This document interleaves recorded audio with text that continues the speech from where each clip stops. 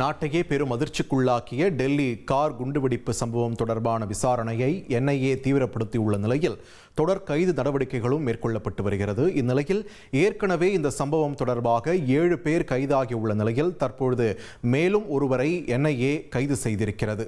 Jammu Kashmir union பிரதேசத்தின் ஸ்ரீநகரில் ஜசீர் பிலால் வாணி என்ற நபர்தான் தற்பொழுது NIA-வால் கைது செய்யப்பட்டிருக்கிறார். கைது செய்யப்பட்டுள்ள ஜசீர் குண்டுவெடிப்பு சம்பவத்துடன் தொடர்புடைய உமர் உன் நபியுடன் நெருக்கமாக பணியாற்றியதாக NIA தரப்பிலிருந்து இது தொடர்பாக தகவல் வெளியிடப்பட்டிருக்கிறது.